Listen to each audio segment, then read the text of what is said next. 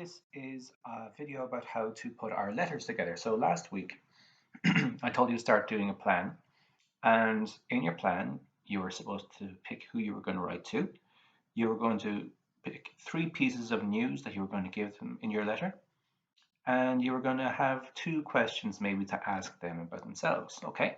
So what I'm going to do now is show you my plan, my made up plan. I'm going to go through some very important points about writing a letter, and then I'll show you how to lay out your letter and how to put it all together and what I've done as a sample letter. So here's my plan. I decided I was going to write my letter to Granny. I have three pieces of news. So I'm going to talk about Christmas. I'm going to talk about the fact that we're doing schoolwork online now, and I'm going to pretend that we're going for walks in Corrie's Field. That's my three pieces of news. Doesn't have to be anything fantastically important or anything hugely surprising. Simple stuff, okay? Because that's what people want to hear.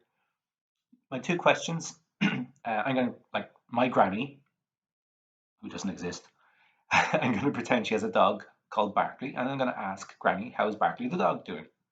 And I'm going to ask her, did she like the scarf that we sent her for Christmas? So again, the questions have to be pretty straightforward, simple, easy stuff. Now, here's the layout of the letter. There's going to be 5 parts to it, okay? The address in the beginning, we'll talk about that first. Then we're going to talk about what's in our first paragraph, okay? So in the paragraph, we're going to be explaining why we're writing. Second paragraph is going to have all of our news that I've just mentioned up here. And actually, I'm going to break it up into a few paragraphs so that all the news is separated out. And the third paragraph, the third section, if you want, will be the questions to ask her.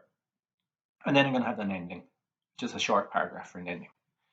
Here's some important points, okay? Really important. Your letter should have a cheerful, positive tone. I've mentioned this already, okay? Nobody wants to get a complaining, miserable letter or a grumpy letter, okay? So what you want is whoever you're writing to is if it's your cousin or your friend or your uncle or your auntie or your granny or your granddad, that they'll be happy after reading the letter and they'll say, oh, what a great kid that was. That was a lovely letter. Okay? So it doesn't, even though you might not be feeling 100% happy about everything in your life, it doesn't matter. You won't include that in this letter. You don't need to burden your granny or your uncle with your problems. And you don't have many problems anyway. It's not so bad. Okay, so it's going to be cheerful and happy and positive in tone. Okay, I've unwritten the tone. I've put a line underneath it just in case you don't know what that means. That means just the feeling that you get off a letter. Okay. Um, Second point here that's important. Don't put in too much detail, but just put in enough detail so that it makes sense. So, say for instance, you've got a game for your PlayStation. Your granny doesn't really know much about games for the PlayStation, so there's no point in talking about all the different details about all of that. All you need to do is say that you got a game for the PlayStation and you're enjoying it. You don't need to have to go into loads and loads of details about that, especially if they don't understand it. But just do enough so that it makes sense, so that people understand what you're talking about. The questions, don't ask really direct questions, especially if they're kind of personal, okay, or nosy. Just enough to show that you're thinking of the person and that you're interested in how they're getting on. Okay, so if your nanny or granddad that you're writing to, or even an aunt or an uncle, have been unwell, or maybe they don't want to be talking about that, so don't ask them how sick were you, or are you very sick. But you could ask them maybe how they're feeling, or you could ask them, about something else in their life so that they can talk to you about that next time they're talking to you. Last point, your very best handwriting. Okay, it's really important if you want someone to read your letter that they can read it. So what we're going to be doing this week, okay, and this is to be put up sometime before Friday, so you can do it on Friday as well, but you can get cracking on it, be working on it. This is going to be your first draft.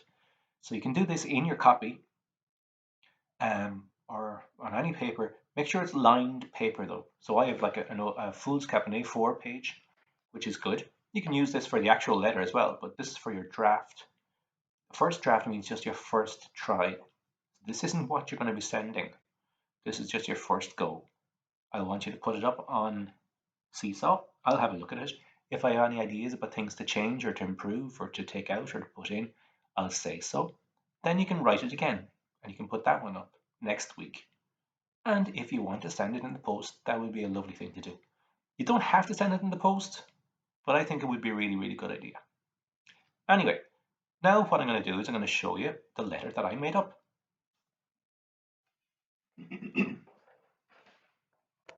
So, as I mentioned, I'm going to keep this open as well.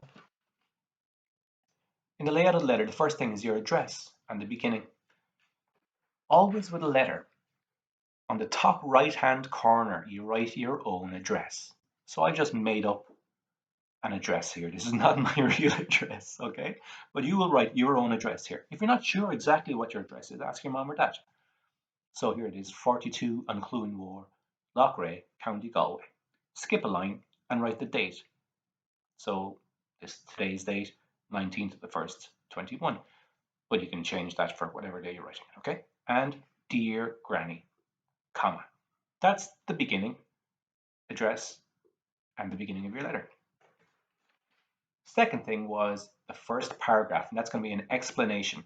Now, if you want, you can write something very, very like this. You can write exactly like this if you want to, okay? So just look what I've written. How are you?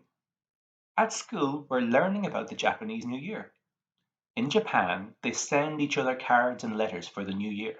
So I thought it would be nice to send you a letter. That's it. 2 sentences. Don't write. My teacher said I had to write a letter. Because that'll sound like you didn't really want to write a letter.